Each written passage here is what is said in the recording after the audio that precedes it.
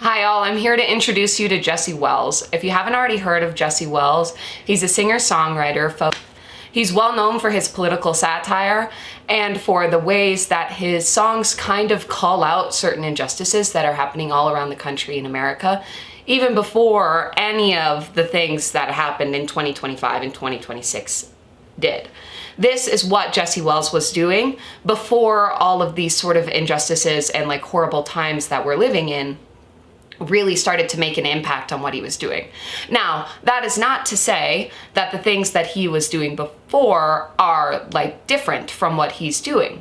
Now, the things are a little bit more apt, a little more succinct, and where he connects with audience members and builds repertoire with the people that he's singing to. And his general audiences really create a sort of community within his listeners. And building from that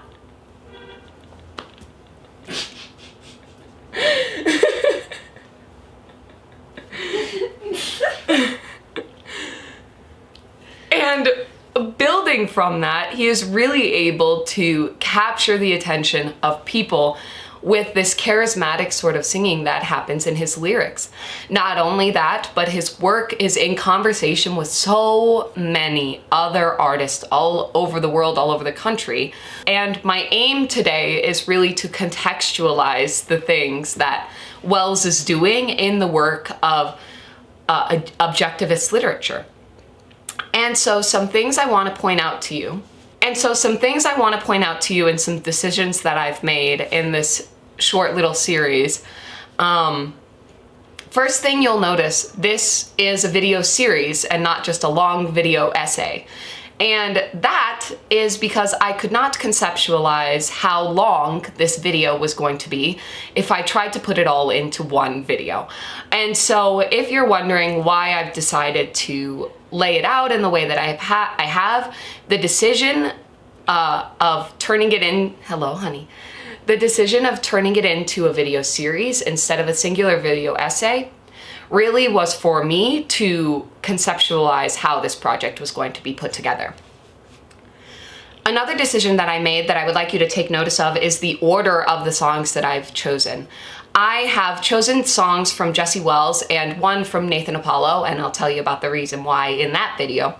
But the songs that I've chosen are in the order they're in because that is the order of Jesse Wells' top 10 most. So those are the 10 songs that I've chosen in order to really kind of suss out the way that popularity and culture has really kind of changed. I want to talk about how their popularity may change based on the social context of each of the songs. Now, I would like to talk about my motivation behind having it as a public YouTube series that anyone can just talk about. And really, I don't really know how to word this, so I am going to point you in the direction of a creator that I really, really like.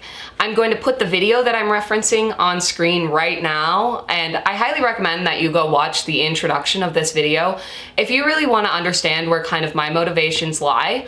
But generally, my motivations lie within accessibility in academia and how accessibility is lost when things are stuck inside of academia.